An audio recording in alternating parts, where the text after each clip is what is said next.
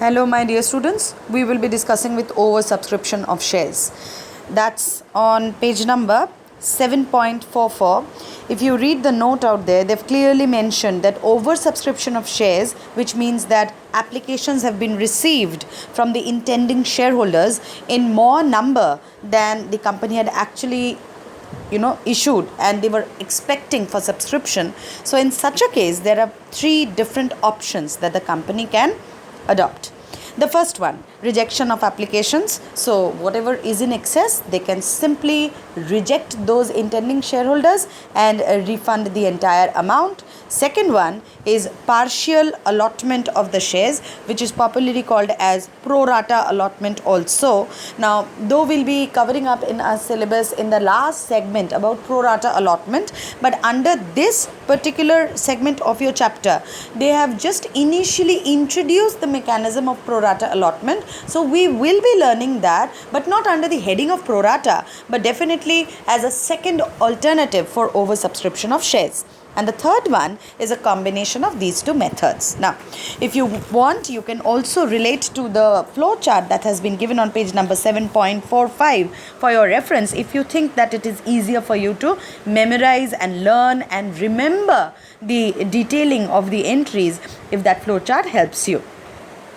Now, we'll take up the first alternative, that is about rejection of applications. So when the company rejects excess applications, application money received on rejected application is refunded. I'll give you a small example. Say a company has invited shares and it has issued 10,000 equity shares. Now while people were submitting the application money, company received in totality for 12,000 equity shares as application money from the intending shareholders. So what the company can do is, their quota is of 10,000 equity shares, so they will keep that money, and that the excess of last 2,000 equity shares received, they will refund that. The simple and easiest explanation of this fact is that a last available, or the people who have lastly applied for the shares, the excess in number after meeting that limit that has already been decided by the company, that gets refunded. We'll take up a small example and I think you will get things clear. This is illustration number 25. Good Company Limited invited applications for 1 lakh shares of rupees 10 each payable at a time of application. The names of the companies may not match for the sums that we'll be doing. I repeat, because some of you are using the older version, some of you have got the latest edition, but then the data would be exactly the same. That's the reason why I'm sharing with you the data of the sum. 1 lakh shares of rupees 10 each payable at the time of the application. Received applications for 1 lakh 30 shares. Now, I'll again point out that if the sum is silent about whether these are equity shares or preference shares, we are also not going to mention. It remains as shares as written in the problem. We'll abide by that language. So instead of 1 lakh shares, the company has received for 1 lakh 30. It accepts application for 1 lakh shares and the rest are rejected. So what entry will be passed? The first one, as it says, bank account debit to equity share allotment and equity share application and allotment account debit. 1 lakh 30, so basically 10 rupees each, nothing, no installment value is given, so we'll consider that entire 10 rupees is received by the company at one go. So it is 1 lakh 30,000 equity, 1 lakh 30,000 shares into rupees 10. That sums up to 13 lakhs, and then you'll transfer that to capital. And while you're transferring to capital, you may pass two different entries, one for transferring capital, or you may also pass a combined entry. I'll first discuss the split up of the entries. Now, out of that 1 lakh 30,000 shares, 1 lakh shares, the total money upon which should be transferred to capital. So it should be equity share application or equity share application and allotment debit to shares capital, 1 lakh into 10, so that's 10 lakh rupees, and the excess will be passed through a refund entry, which is just the opposite of the receive entry. So the refund entry would be share application and allotment account debit to bank.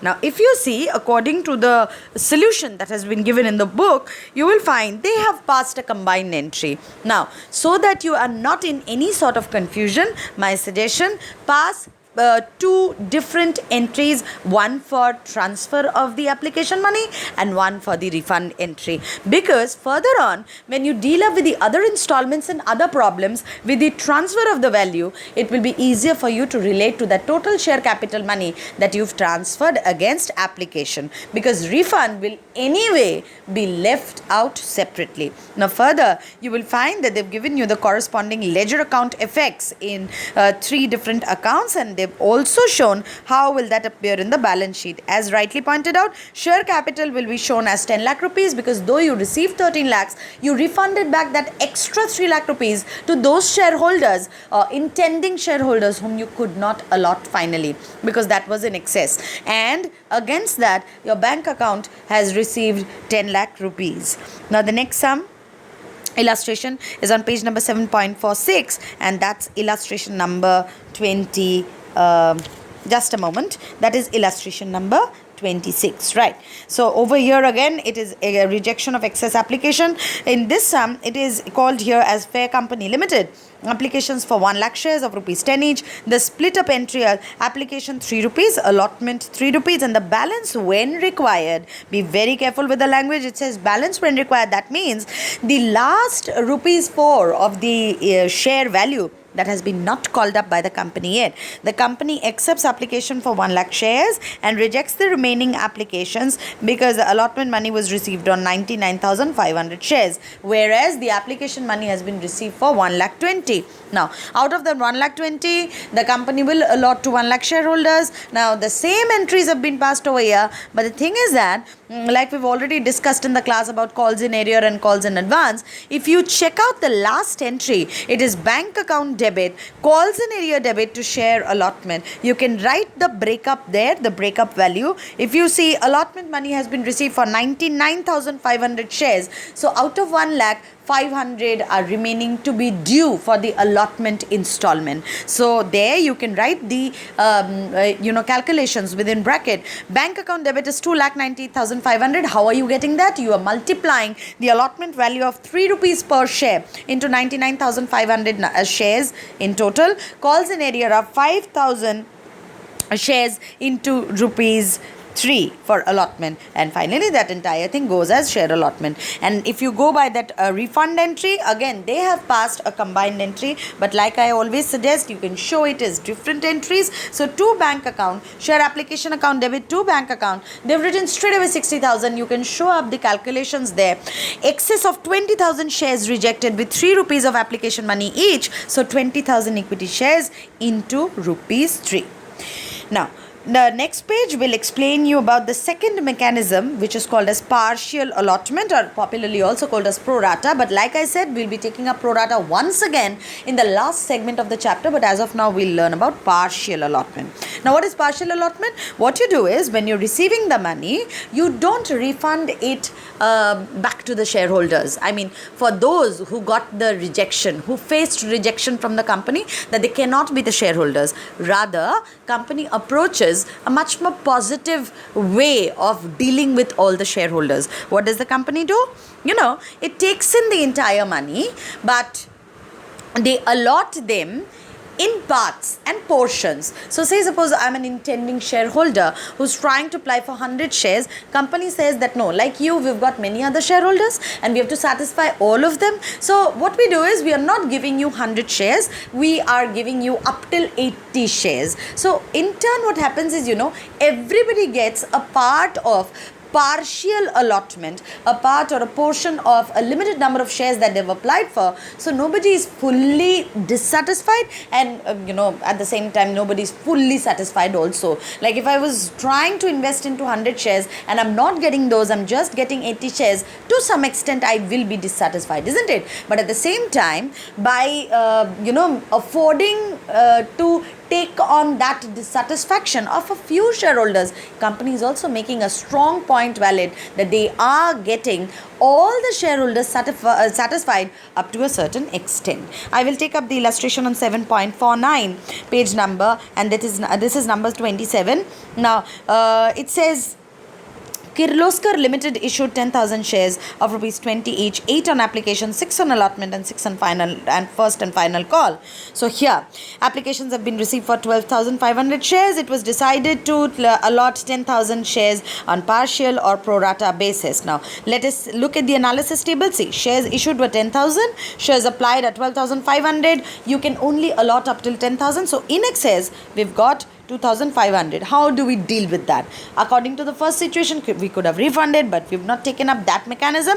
We are going to stick to the second option. So 12,500 into 8. So basically the company receives in the very first installment 1 lakh rupees. Now, originally, they should have received 10,000 equity shares of rupees 8 each, so that is 80,000. So that means they are having rupees 20,000 in excess. Now check out the entries. The first entry remains same, where you receive the entire money against application, number of shares into 8 rupees. So that is 12,500 into 8, that is 1 lakh. Excess of money will be passed on to the next installment, which is allotment. So mark that second entry to be very, very important. Share application 1 lakh, 2 share capital 80,000, 2 share allotment 20,000. You can see that extra of rupees 20,000 has been adjusted in against share allotment. How did you get that? The working note has been given right under the analysis table in the first part of the solution itself. So basically, during allotment, the money that you were supposed to receive, that is 10,000 equity shares of rupees 6 each, that is 60,000, against which 20 is already adjusted. So in the allotment phase, you will be getting 40,000, and first and final calls remains to be as basic as 6 rupees into 10,000. So that is 60,000, because there is no complication in the allotment stage. I would ask you to mark illustration number 28, which is of a similar illustration, which is in totality a comprehensive format of all the 3 illustrations we just now discussed. It is on page number 7.50. I repeat, illustration number 28, please. That's a comprehensive format of all the 3 situations that we just studied. After that, please come to page number 7.54, number 31, illustration number 31. Here, like we in one of the earlier sums, we discussed about calls in area. Here, why I took up this sum, that is, you've got calls in advance. So there are a number of shareholders who've paid you in advance. So what do they say? It's Moon Limited, 75,000 equity shares with 3, 6 and 3 rupees in the final installment, and at a premium of 50% payable. So if 10 rupees is the share core value at par, 50% means 5 rupees is premium. Applications were received for 1 lakh shares. So again, 75,000 applications received for 1 lakh. Applications for 25,000 shares were rejected. So you know the refund entry well, so I don't have to explain you the first 2 entries, which are already being discussed in the last 3 illustration. It still remains the same.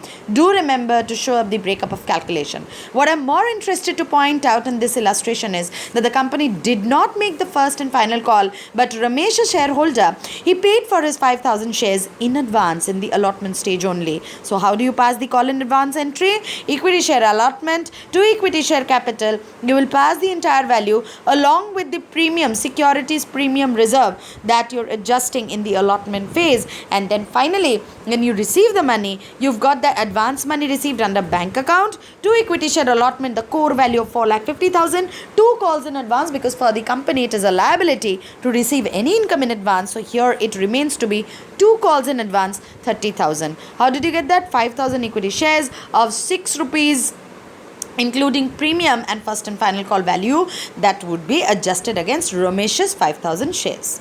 So we are done with the oversubscription portion, and we will continue further in our class when we carry forward the lesson. Thank you, everyone.